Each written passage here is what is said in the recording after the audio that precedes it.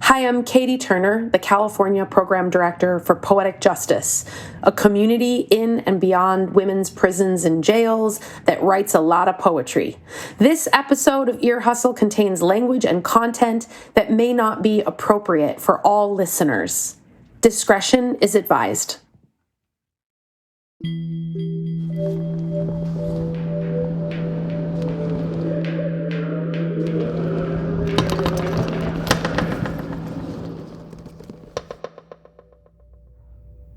It smelled like earth.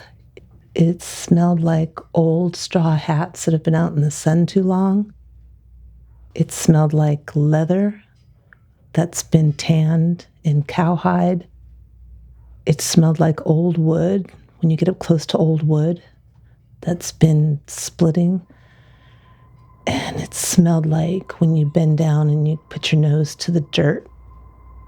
And it smelled like the pavement when rain hits it for that first 15 minutes.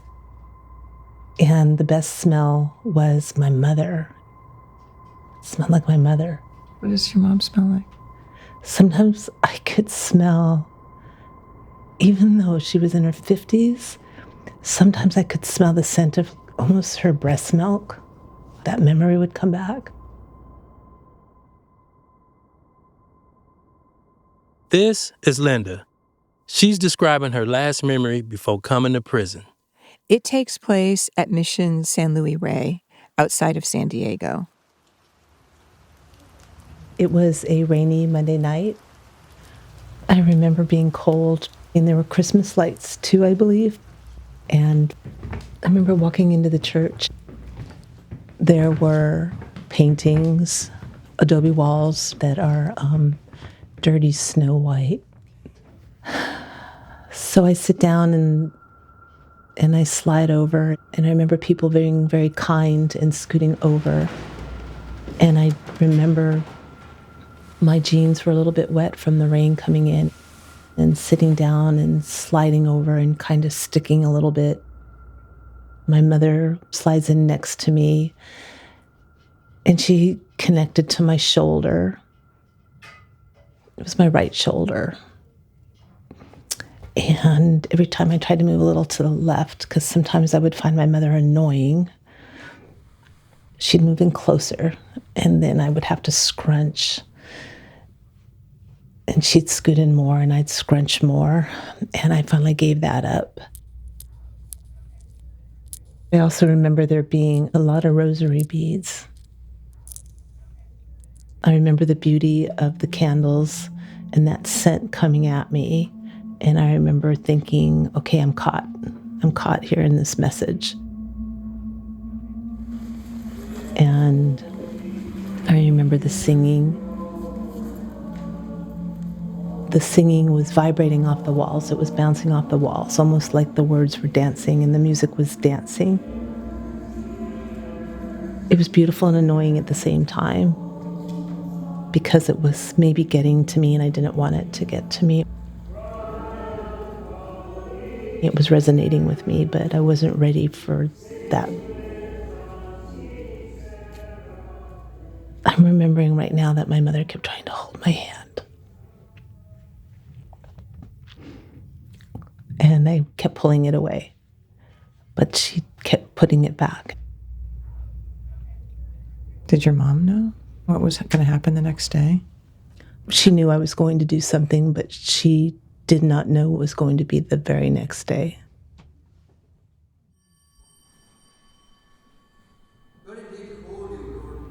I was going with the formalities as the tradition of the Catholic Mass, the rise and the kneel.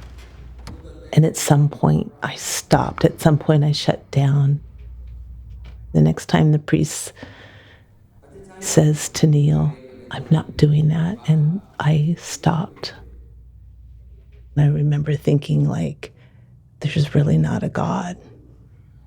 Mm. And that's when I feel my mother's hand on my knee, on my right knee.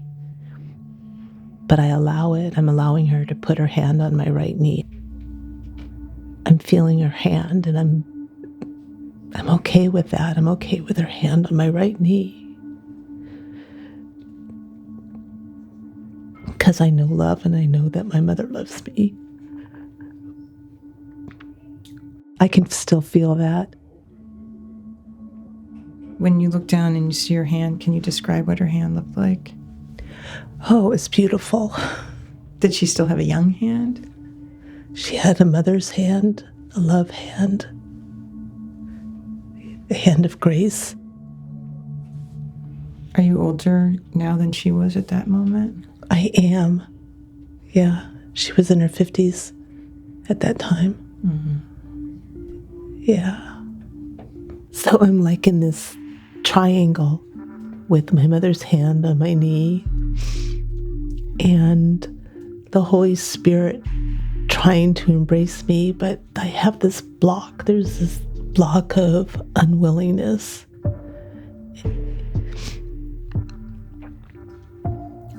I'm thinking, when is this going to be over? Like, when can I leave here? When is this mass going to end?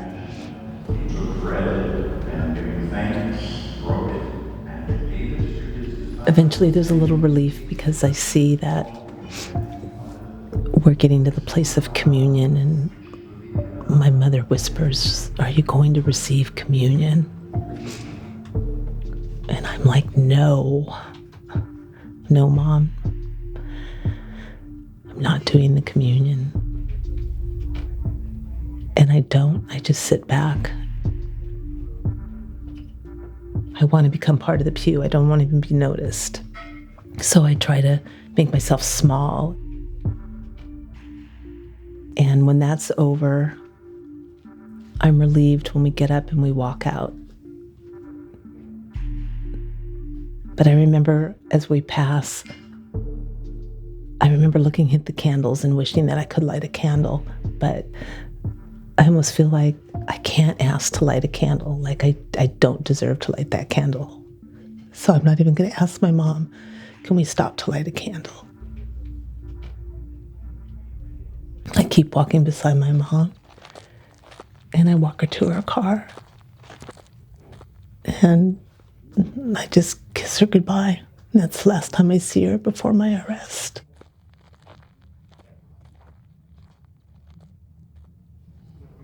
The way you described your mom moving over and touching you and you continuing to move away, do you still remember the feeling of that? Oh, yeah. What would you give now to have that, her try to move up close to you now?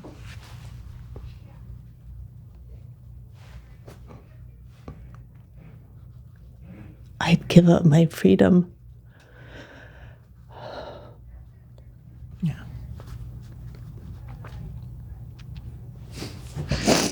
Sorry. I totally get what you're saying. Thank you. Yeah. Yeah.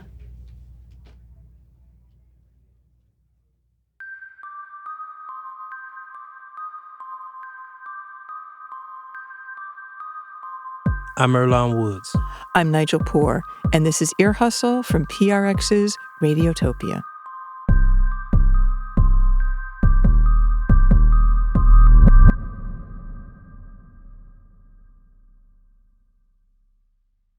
Linda is incarcerated at the California Institution for Women.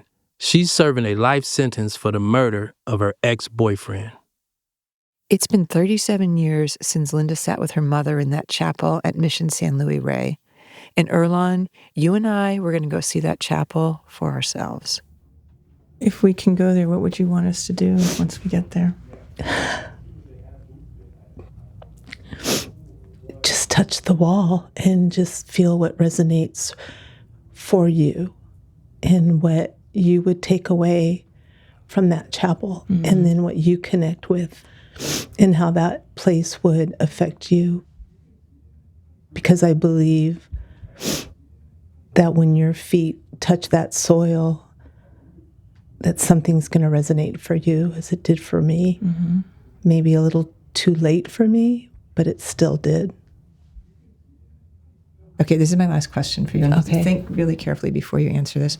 When we go to the mission, I want to light a candle. Who should it be for? Who in your deepest heart needs to have a candle lit for them.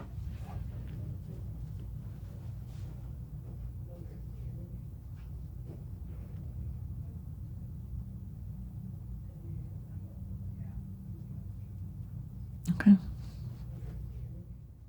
After that long pause, Linda gave us a name. And just then, something very weird happened with the lights. Whoa. Uh-oh. That was meaningful to me. Yeah. So the lights just about went out and flickered and then came back on.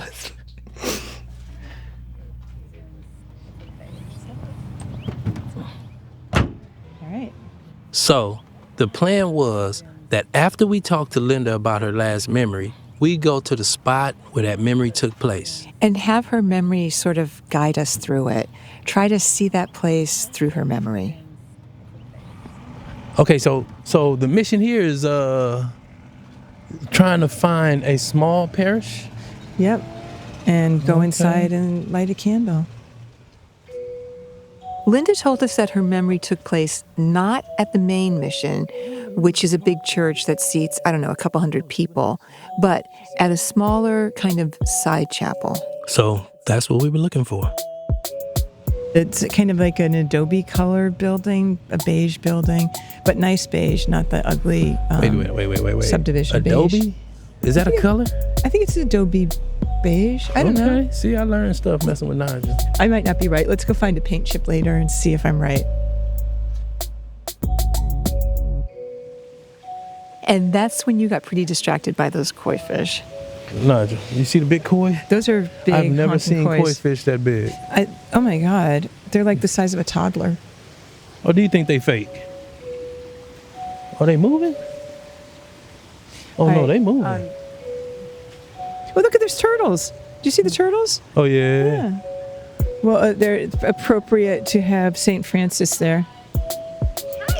How are you? Is it possible to go in the chapel? Yes, you can enter with it right here, and he can help you out. Oh, okay. Oh, thank you. Okay, cool. Okay, we were at the wrong entrance. We got into the building where the chapel supposedly was, but all we could see was this really long hallway lined with doors to different offices. Associate pastor. Bereavement, funeral Rosaries. planning. Why are you walking so slow? Because you guys are walking slow. Oh, you leading. I was getting irritated. You guys were walking so slow. You the one leading, Nigel. Step on it, Nigel. Parish chapel is down this way. Okay.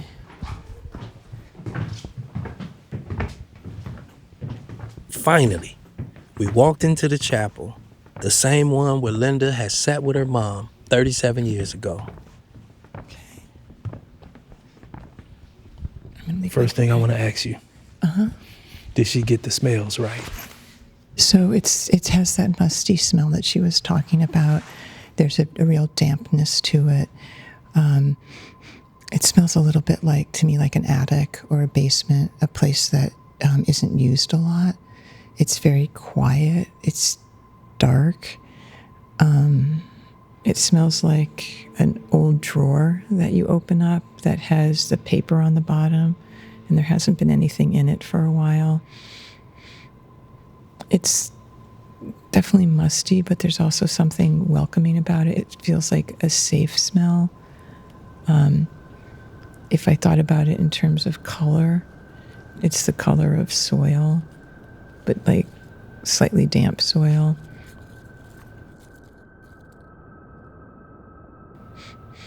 Do you smell the candles? I don't smell the candles yet. Do you smell the candles? I smell more of an oil. Tell me more. No, I just smell like a oil musk type.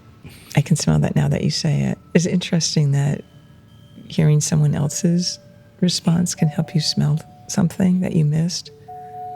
I have another question. Yeah. How does she remember them smells 37 years later? I think because it was a monumental evening for her. Right? It was transformative. You want to walk towards the pulpit and see what smells we get up there? Okay. The pulpit and the flowers here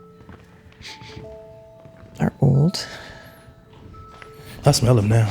Oh, yeah, you can really smell them. I wonder what them numbers are. Bingo? Those are the numbers for hymns. Oh. Yeah. We walked over and sat down in a pew. Yeah, and we were expecting like this quiet kind of meditative moment. But remember, Earlonne, as soon as we sat down, someone started a leaf blower right outside the chapel. Oh, yeah. Let's sit in one of the pews because she talked about how Sitting in a important it pew? was. Yeah. Which one do you think she said? I don't know, but she talked about being stuck on the pews and how it was hard to move. Which tells me that they've now upholstered them, because when she talked about them, they were just wood. Actually, you know what? I want to look up these hymns and see if there's any correlation. Nigel said it. Let me hold your mic. Oh, no, I'm not going to sing. You're the first verse. O Lord, you are at the center of my life. I will always praise you. I will always serve you.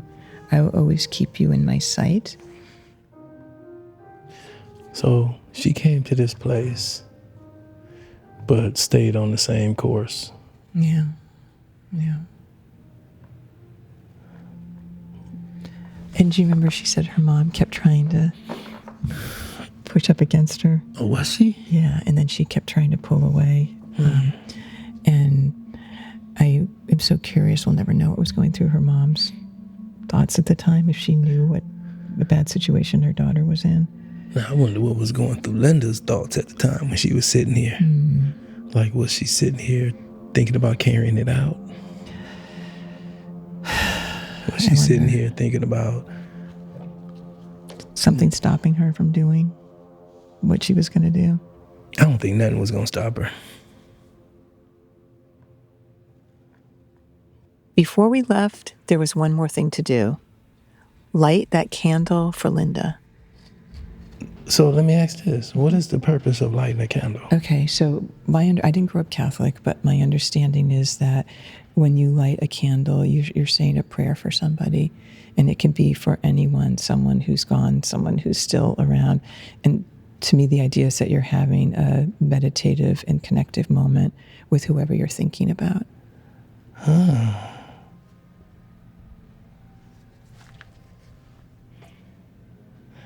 So I'm lighting this for a friend of mine who's in the hospital right now. I think he's in a coma at the moment, so I'm gonna light this and hope that he get better.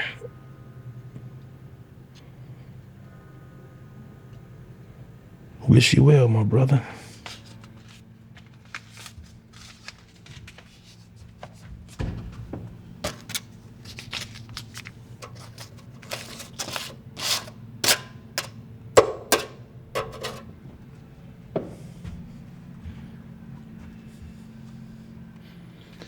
Your turn, Nigel. I told Linda that I would come here and light a candle for a person, and I'm going to prefer to not say who she asked me to light it for, but in my heart, I will know who it was for, and she will know that I did it. So I just want to be here for a few quiet moments and think about the request and think about the person I'm lighting the candle for, and then I'll light the candle.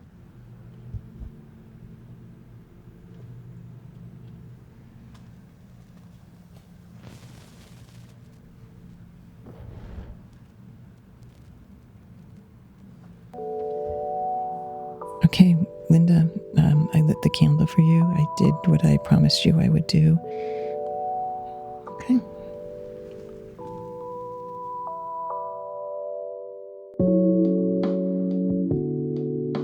After the break, we'll go back to the California Institution for Women and see Linda again.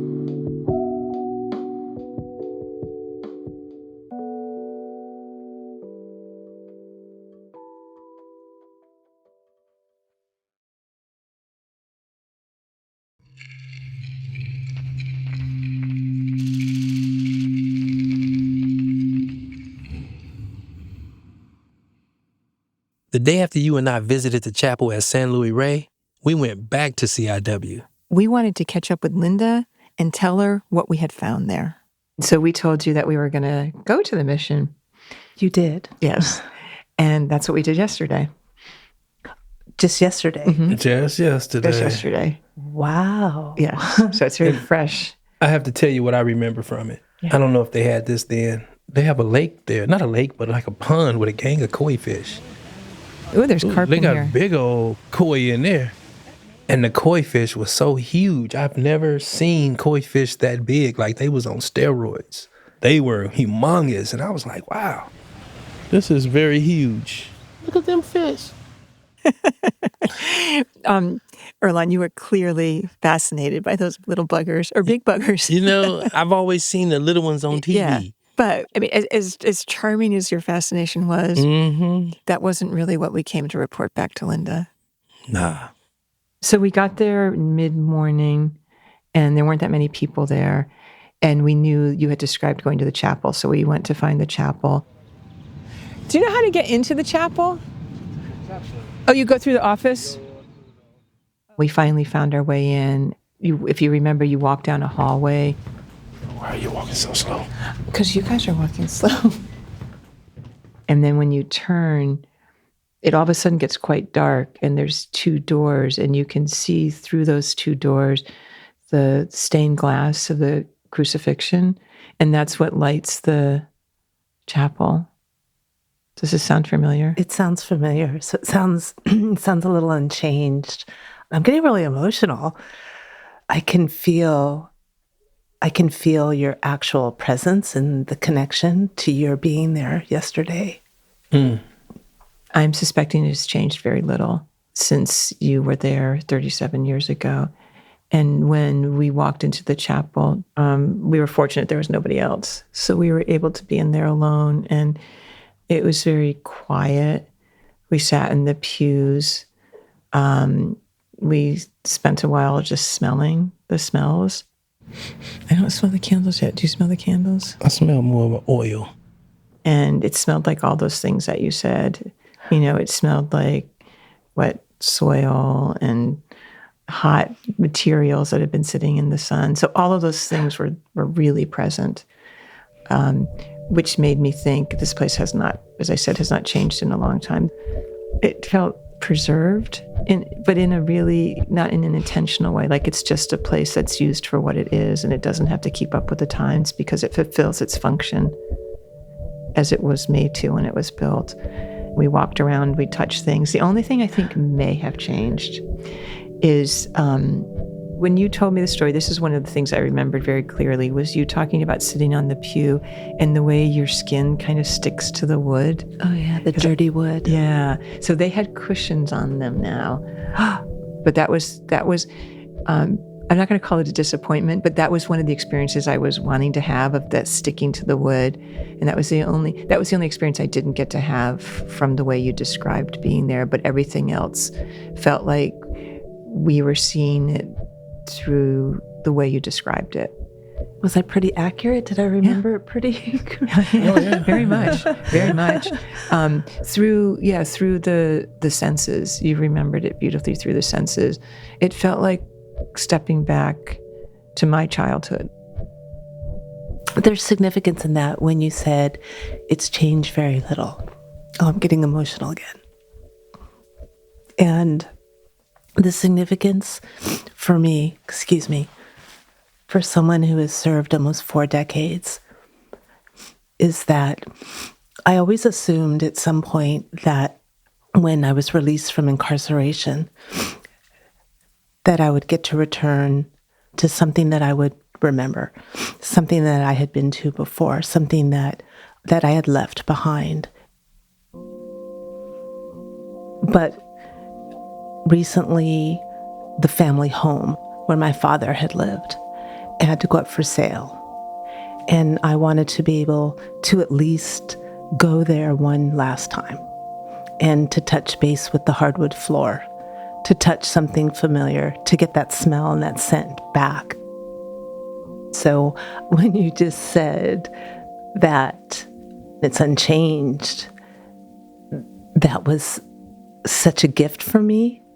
I'm realizing in my heart, like, I'm okay, because there's always something to go back to. So after sitting there for a while and talking about how we were feeling, we slowly moved our way down to the front of the chapel.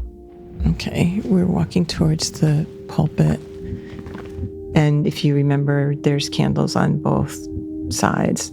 You may remember that. I do remember. And then there's what do they call? The altar? The altar, is in the center. So Earlonne went to one side to light a candle, and I went to the other side to light a candle. Do you want to go light the candle, and then I'll go light one? Sure. Okay, I'm going to give you this then. I meditated on it and thought about who this person might be and why you selected that person, and quietly lit the candle. So I just want to be here for a few quiet moments and think about the request and think about the person I'm lighting the candle for.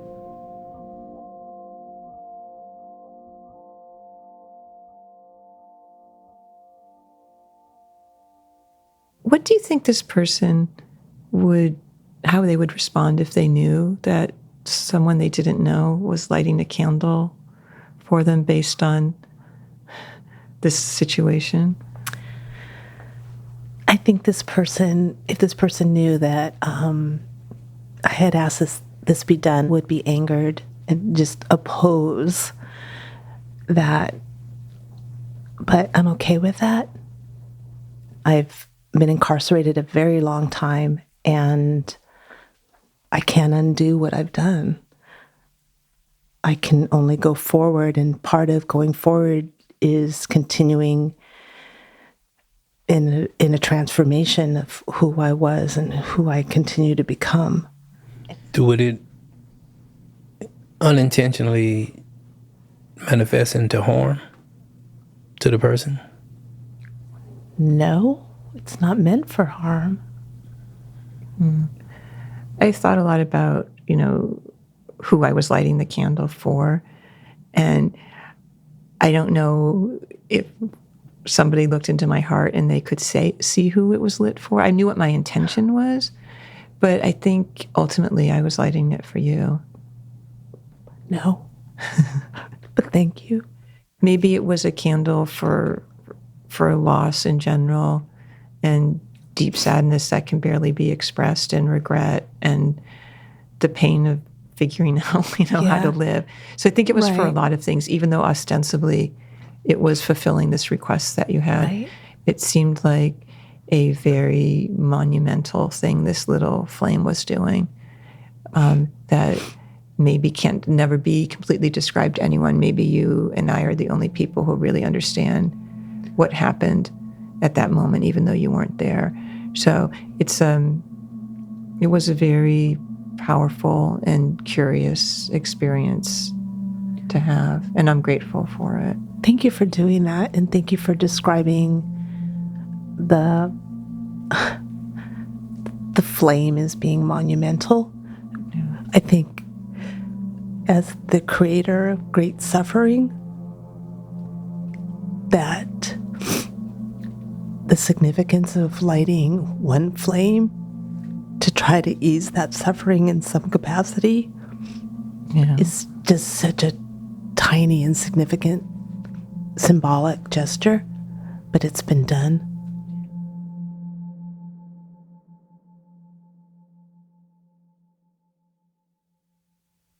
So, after we lit the candle, we had packed up our equipment and we were walking down the hallway to leave the chapel.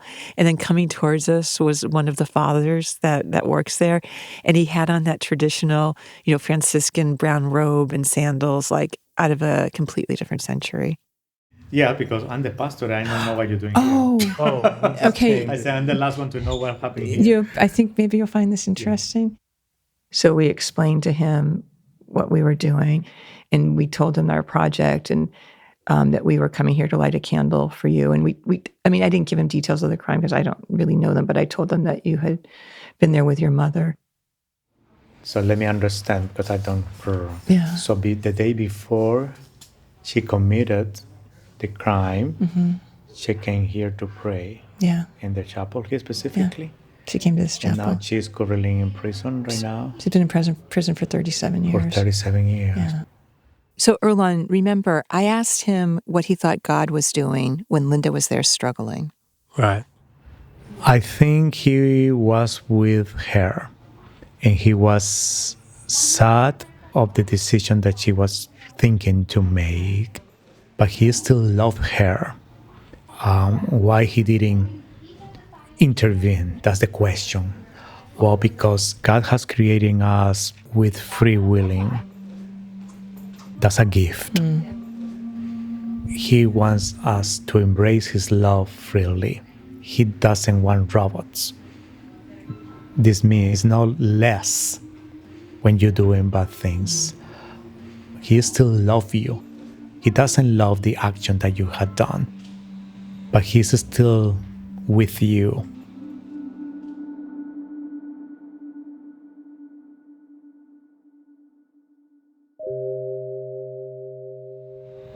So thank you for Nice to meet you. welcoming us. so much. Thank you for being here. Thank you for this nice gesture. I think that's gonna be meaningful. I don't know if you are believers or not, but at least she is. And to do something for her is something that very, very something from God. Yeah, I think she will appreciate it a lot. And what is her name? Maybe I would like to pray for her. Her name's Linda. Linda? Okay, easy to remember. Oh, thank okay, so you. tell Linda that the Franciscans here that we are gonna keep her in our prayers. That's right. Linda.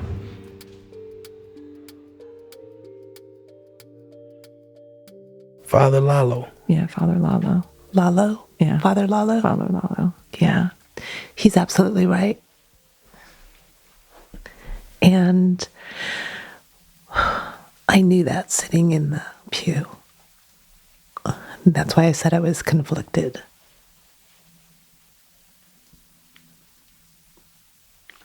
It was funny when we were talking about spiritual things. He had his hands crossed, like his chest, like from out of a painting. He was praying. He was praying. I hope you feel his prayers if you believe in those things. I do. I didn't at the time. I was still at that crossroad. I was very much at that crossroad. Yeah. Yeah. What do you think, had you sat in that pew and listened, where would you be today? I would be out there functioning, and my victim certainly would be alive today, wherever he would be in life, in whatever position he would be in life, he would be alive.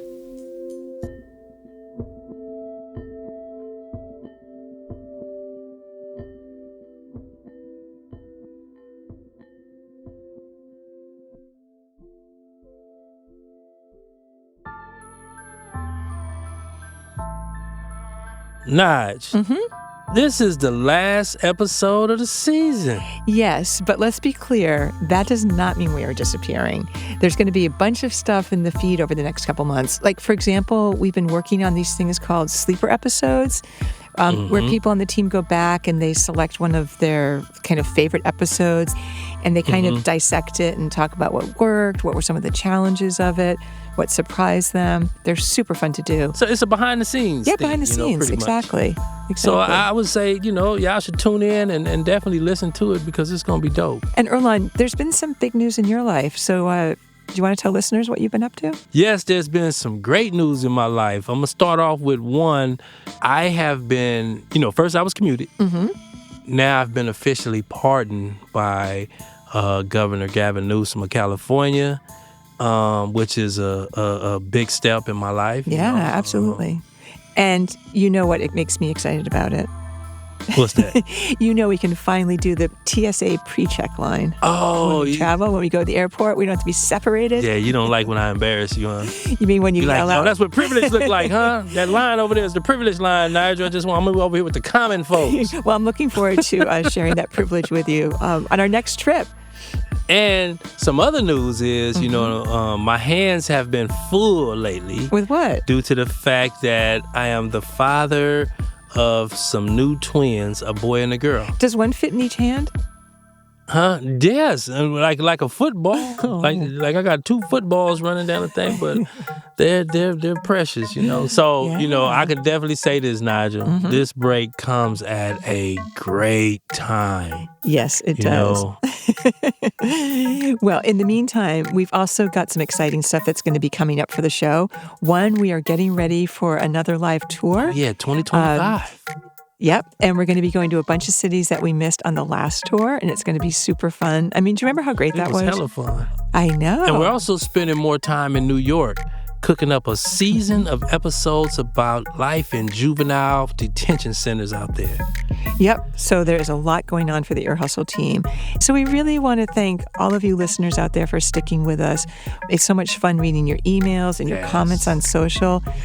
You all are a big part of our season. What y'all don't probably know about me and Nigel is we scan through them comments. We look about what, to see what y'all talking about, see how we're impacting, see what we can talk about, see what your suggestions are. We read all that shit. I'm telling you, I don't know, but we do.